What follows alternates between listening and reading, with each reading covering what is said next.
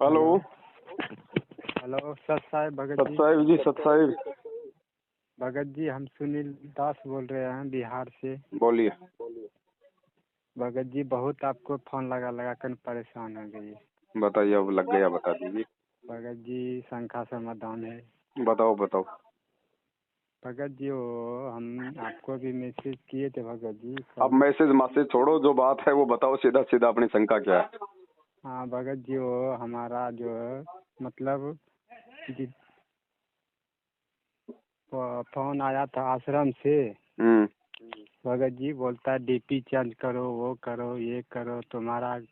मैं बोला डीपी हम चेंज नहीं करेंगे, वो बार बार फोन करते रहते हैं। व्हाट्सएप फेसबुक का जो लोगो लगा रखा आपने वो, हाँ भगत जी हाँ। उसको बोलो ना कि मोबाइल तेरे बाप ने दिलाया था क्या, इसका रिचार्ज तेरा मामा करवाता है क्या है? मेरी कैसे मर्जी हो? है, मैं सलमान खान का फोटो लगाऊं, गुरुजी का लगाऊं या सात संगति का लगाऊं, तू कौन होता है मेरे को बोलने वाला? बोलना सीखो जी भगत जी, टकाटक जवाब दो। हम किसी के गुलाम नहीं है, परमात्मा के गुलाम है। हाँ भगत जी यही बोला, मैं बोला भगत सीधा जी बोलो, और हमने क्या। दोबारा इधर फोन नहीं करने का रे, हाँ सीधा इसलिए मैं बोलने का। उसको फोन उठाता नहीं है, वो कितना बार किया। हाँ, हम फोन भी नहीं उठाते, उसको छोड़ दिया। नहीं और फोन मेरा उठाने वो का, सीधा जवाब देने का, डरने का काहे को? अब देखो, मैं इधर और मैं बॉम्बे आया तो मैं तो बॉम्बे सीख गया, बॉम्बे वाला भाषा सीख गया। हाँ, हाँ तो सीधा बोलो भगत जी, डरने का नहीं। और वो भी बोल रहा था कि भगत जी वो तुम पवन दास का ग्रुप में ये सात संगति में जुड़ गया, तुमको ग्रुप से निकाल दिया जाएगा। मैं बोला हाँ, निकाल निकाल दो दीजिए। उनको। तुम्हारे ग्रुप में मेरे को कोई पेंशन मिलता है क्या? हाँ हाँ? निकल जाओ, मेरे को ऐसे लोगों के साथ नहीं रहने का जो मूर्ख हैं। और भगत जी 2 साल हो गए नाम लिया हुआ भगत जी। हाँ। और मेरा एक शंका है भगत जी, मेरा मन में क्यों बहुत गंदे गंदे बातें आते रहते हैं भगत जी। तो गंदे गंदे बातें आती आने दो ना, वो निकल रहा है, वो कचरा निकल रहा है, निकलने दो ना। जो आपने अपने भेजे में जमा किया था आज से पहले, वो निकलेगा ना बाहर भगत जी। वो गंदा पानी निकलेगा तभी तो अंदर कोई अच्छा पानी जाएगा। तो परमात्मा का सत्संग ज्यादा ज्यादा सुनो, ताकि वो सत्संग जो है वो निर्मल वाटर है, वो अंदर जाएगा तो अंदर की जो गंदगी उसको बाहर निकालेगा। तो ये गंदगी बाहर हाँ निकल रही भगत जी, इसको निकलने दो। हाँ भगत जी वो मतलब नहीं भगत जी, हम लोग अभी आंध्र प्रदेश में जॉब कर रहा है भगत जी। हम्म। मतलब वो समुंदर लाइन में छोटा छोटी जहाज रहते हैं ना भगत जी, हम्म। उस पे हम लोग जॉब कर रहा है। अच्छा। मतलब कोई अपना माँ बहन रोड पे जाते हैं ना, उसके प्रति एक मतलब दूसरे भावना मेरा मन में आते रहता है। बाद में मेरे को पछतावा होता है मैं क्या कर रहा है। तो ये सत्संग ज्यादा सुनने से धीरे धीरे ये रोग ठीक होता है भगत जी। ये पांचों विकार सबके अंदर हैं, नाम लेते ही कोई जो है कागभूषण नहीं बन जाता है, समय लगता है भगत जी, 2 साल हो गया है ना। भगत जी। लॉकडाउन स्टार्टिंग में नाम लिए थे ऑनलाइन से। हम्म। और मेरा बिहार भागलपुर से भी आश्रम से फोन आता है, और महाराष्ट्र से भी आश्रम से फोन आता है। अभी आपको पता है बिहार का स्टेट कोऑर्डिनेटर कल मर गया, हाँ भगत हार्ट जी अटैक आपका आ वीडियो गया। देखा मैं। तो जब फोन आई तो उनको बोला, रे यार तुम लोगों की संगति में हमको क्या फायदा रे, जब तुम्हारा स्टेट कोऑर्डिनेटर ऐसा दुर्गति से मर रहा है, हमारा क्या होगा तुम्हारी संगति करके? सीधा बोलो ना हाँ उनको। बोल दिया अभी भगत जी, उसका भी फोन अभी भी आया। इसके लिए मैं कल से आपको भी फोन किया, आज हाँ, भी किया। बोला यार तुम कोऑर्डिनेटर ही ऐसा मर रहे हो तो हमारा क्या होगा तुम्हारी संगति करके? हमको तुम्हारी संगति नहीं करनी, हमको साथ संगति करनी है। हाँ भगत जी। सीधा बोलो, घबराने का नहीं, परमात्मा हमारे साथ है। जी जी भगत जी। ठीक है भगत जी। बाकी गंदे विचार आते हैं तो कोई बड़ी बात नहीं है, गंदे विचारों को जीवन में लागू मत करो बस। बाकी तो जो गंदगी है बाहर निकलेगा। अब जब हम लोग खाना खाते हैं तो कितना अच्छा लगता है, और वही खाना जब जब वोमिट होता है, उल्टी होता है, तो कितना बेकार से बाहर निकलता है ना। लेकिन वो गंदगी वो हाँ बाहर निकलेगा तो ही अंदर शांति आएगा। तो जो गंदे विचार जो मन में आते हैं ना, ये पहले का जो जमा जो गंदगी है ना, वो धीरे धीरे निकलता है। तो इससे हमारे को परेशान नहीं होना चाहिए।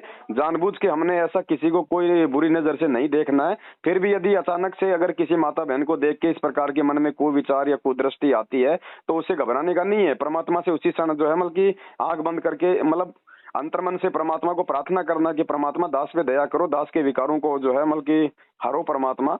और ये सब हमारे भाई बहन हैं। तो ऐसा करके फिर ज्यादा से ज्यादा गुरु जी का सत्संग सुनेंगे, भक्ति करेंगे, तो उसके प्रभाव से फिर धीरे धीरे धीरे धीरे ये चीजें डाउन हो जाएंगी। एकदम से हम कोई राजा हरिश्चंद्र नहीं बन जाएंगे नाम लेते ही भगत जी। समय लगता है, ये संघर्ष है, ये मानसिक संघर्ष है भगत जी। ये भी एक प्रकार की जो है मतलब तपस्या है। परमात्मा हमारे को चेक करता है कि इसके अंदर अभी भी वो पहले वाले विचार हैं या थोड़ा बहुत कुछ मतलब की चेंजमेंट आया है। तो अचानक से ऐसे विचार आ जाना कोई गलत नहीं है, लेकिन उन विचारों का सहयोग करना गलत हो जाएगा कि फिर उसको लगातार उसको देखना, फिर मन में और ज्यादा यदि हमने जानबूझ के देखा तो फिर दिक्कत हो जाएगा भगत जी। फिर मन को सहारा मिल जाता है, बाकी मन तो हमारे को तोड़ने का प्रयास करता है ना। मन तो चाहेगा ना, जैसे पहले कोई शराब पीता था, अब वो किसी दारू के ठेके के सामने से निकलेगा तो मन तो चाहेगा बेटा ले ले, एक पैक ले ले छोटा सा, कौन देख रहा है। तो वो मन में विचार आना गलत नहीं है, लेकिन वो विचार जो आ जाए उस विचार को परमात्मा के ज्ञान आधार से काट देना, ये संघर्ष है।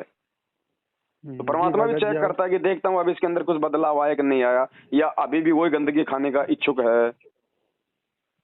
तो ऐसे घबराने का नहीं कि मेरा नाम खंड हो गया, मेरा ये हो गया, मेरा वो हो गया। परमात्मा से माफी मांगते रहो। रोज संध्या आरती करते हैं, 3 टाइम की आरती करते हैं, माफी तो मांगते हैं गुरु जी से, है क्या नहीं भगत जी? और भगत जी हमारे मैच चलती है भगत जी कंपनी का, उसमें से बहुत 30, 40, 35 आदमी रहते हैं। उसमें से हम मांस मच्छी खाने वाला नहीं है भगत जी, उसको खाना बनाने वाला कुकिंग को बोल दिया कि हमारा खाना सेपरेट बना दो, मतलब कोई ये चीज वो चीज न डालने का नहीं, वो सेपरेट देता है भगत जी। ठीक है। और हम लोग एक रूम में 5-6 आदमी एक रूम में रहते हैं भगत जी। हम लोग मतलब ये ज्योति बीती ये सब भगत जी नहीं लगा पाते हैं। वो एक मजबूरी है, मजबूरी में ऐसा कोई दिक्कत नहीं होता है।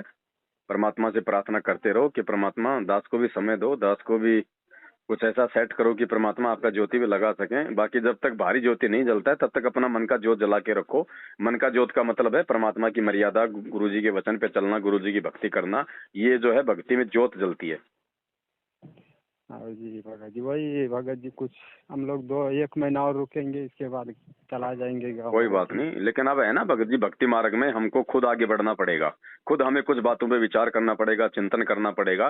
ठीक है, एक दूसरे भगत भाई बहन से बात करना, उसका सहयोग लेना कोई गलत नहीं है, लेकिन अंततः हमने खुद ही आगे अपने पैर रखने पड़ेंगे। हमने खुद समझना पड़ेगा क्या मेरे हित में है, क्या मेरे अहित में है, तब हम सफल होंगे भक्ति मार्ग पे।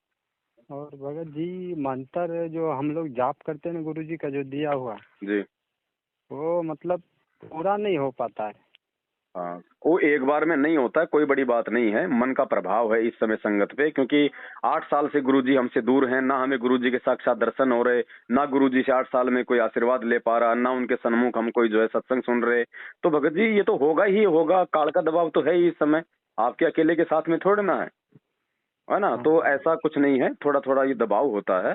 तो परमात्मा दया करें, एक बार में मंत्र नहीं होते हैं तो आप जी उसको 20 बार में कर लो। गुरुजी ने ये थोड़ी कहा कि एक बार ही जो है करना जरूरी है।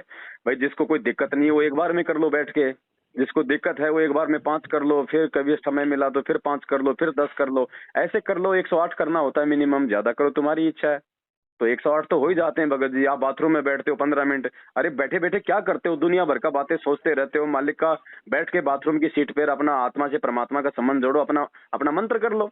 नहा रहे हो, नाते नाते क्या हमें कोई ओम ओम ये तो हमने बोलना नहीं अब है, ठंडा ठंडा गरम गरम ये अब ये तो बोलना नहीं है। नहाओ, नहाते समय परमात्मा का 2-4 मंत्र याद कर लो अपना। अच्छा भगत जी, वो भोग जो लगाते हैं सब भगत जी, हाँ, उसमें रिफाइन का तेल से वो पकवान कर सकता है क्या? देखो ऐसा है, यदि कोई बड़ा समागम होता है, कोई साथ संगति होती है, कोई सत्संग होता है, भंडारा होता है, वहां तो हमने तेल का प्रयोग बिल्कुल भी नहीं करना। भंडारा तो शुद्ध देसी घी में बनेगा। बाकी हम अपने घर पे जो भोजन बनाते हैं उसमें हम रिफाइंड का यूज कर सकते हैं, लेकिन अपने घर पे जो हम गुरुजी को हलवाराम का भोग लगाते हैं, चाहे रोज लगाओ सप्ताह में लगाओ, वो देसी घी में ही बनेगा। हलवाराम हलवाराम तेल में नहीं बन सकता। हाँ, बाकी नॉर्मल जो भंडारा होता है संगत में, कोई भगत जी अनिल अंबानी के भाणजे थोड़ी हैं सारे, हम सब भाई बहन रिफाइंड का खाते हैं।